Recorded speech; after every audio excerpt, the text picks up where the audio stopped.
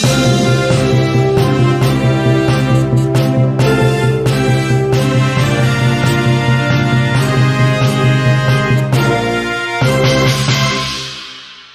हैं शंभू शर्मा उर्फ सिपाही जी।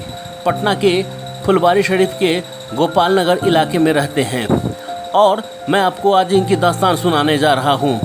3 कट्ठे ज़मीन का मामला है और जिस पर एक अनाथालय बनाने की योजना है, लेकिन उस 3 कट्ठे ज़मीन पर अब अवैध कब्जा करने की कोशिश की जा रही है कुछ असामाजिक तत्वों के द्वारा।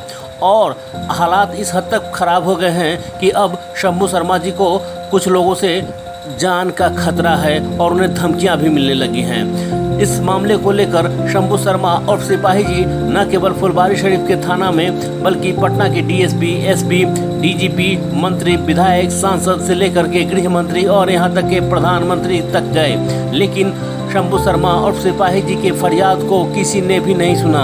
और स्थिति ये हो गई है कि शंभू शर्मा जी अब आत्मदाह करने की धमकी दे रहे हैं।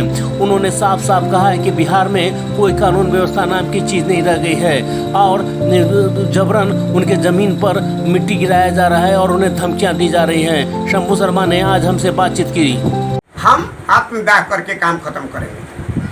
जो है ऐसे कि टोटल आदमी की यहाँ हमने दरखास्त दिया, जाके मिला, उसके बावजूद भी कुछ नहीं होगा। उसके बाद में मेरा दिल के अंदर यही है कि 1 दिवसीय धरना देंगे और धरना देने के बाद में भी नहीं सुनेगा, आत्मदाह करके खत्म। कहीं अपराधी से तो मरने से कहीं अच्छा है कि आत्मदाह कर ले, बस यही मन में सोचे है, दूसरा आपको मेरे दिमाग के अंदर नहीं है। चीज है थाना प्रभारी को तुरंत चेकअप करना चाहिए कि इस पर इंजेक्शन लगा हुआ है, क्यों तो माटी भरवाया उसको। सूरज जिसको बेचा, सुरेशवा के आज जो अपराधी प्रवृत्ति का है, उसको दोनों को धर के चलान करता कि गलत काम करते हो, लेकिन ऐसा तो करता नहीं है। जब यहाँ हमें कोई राहत नहीं मिला तो दिल्ली हम गए लालू जी से भेंट करने, पता लगा कि लालू जी तो बिहार चले गए। उसके बाद में हमने वहाँ गृह मंत्री अमित शाह क्या दरखास्त दिए और यथी कोर्ट का इंजेक्शन मतलब रोक वाला कागज उसमें नथी करके दिए, वो या रिसीव कराए, मोहर लगाए वो लोग दिया। फिर हम प्रधानमंत्री के यहाँ गए, प्रधानमंत्री के यहाँ भी कोर्ट का इंजेक्शन लगा हुआ कागज या दरखास्त दिए, वहाँ भी रिसीविंग मोहर लोग लगाया। उसके बाद में हम चले आए बिहार। अब बिहार आने के बाद में अब देखिए कि हम चुपचाप अपना बैठे हुए हैं। वो माटी गिराता है, उसके बाद में जो है ऐसे कि खुटी करता है। कल हो सकता है कि ईंटा गिरा करके वो इसमें निर्माण खड़ा कर सके। हम इस बात को वकील के पास में गए कि देखिए ऐसे हालत में है क्या, कहीं कि लाख उपाय कर लेगा वो मकान टूटेगा, वो आपका चीज है, आपका रहेगा, वो अनाथालय का चीज है, इसलिए अनाथालय ही बनेगा। कोई कतनो अपना ताकत लगा ले। अब यही भय से अपना कि ये घड़ी जनबे करते हैं सवाल, लेकिन कहीं भी अब देख रहे हैं कि ये 1 किलोमीटर का दूरी नहीं है। थाना पर खबर कीजिए, जाएगा जाएगा जाएगा, आ ही रहा है, तब तक भरा ही रहा है। सर, कुछ दिन पहले आपने अपने आवास पर एक प्रेस कॉन्फ्रेंस किया था और प्रेस कॉन्फ्रेंस में अपने ज़मीन से संबंधित विवाद पर कुछ बात कही थी। क्या है वो ज़मीन विवाद, इसके बारे में आप कुछ बताएंगे? जी हमारा कहने का मतलब है कि हम पुलिस विभाग से रिटायर किए। रिटायर करने के बाद में हमने यही सोचा कि कुछ पाप पुण्य हो गया, हमने अनाथालय चलाना। अनाथालय का रजिस्ट्रेशन कराए, उसके बाद में रजिस्ट्रेशन के बाद में सांसद राम कृपाल जी उद्घाटन किए। उस समय 8 से अनाथ आश्रम चलता है। इसमें रख रखाव का दिक्कत की वजह से 1-2 बार लड़का भाग गया तो खैर वो पेट्रोलिंग वाला को धरा गया तो जान बच गया, रहता मेरा गर्दन फंस जाता उसमें।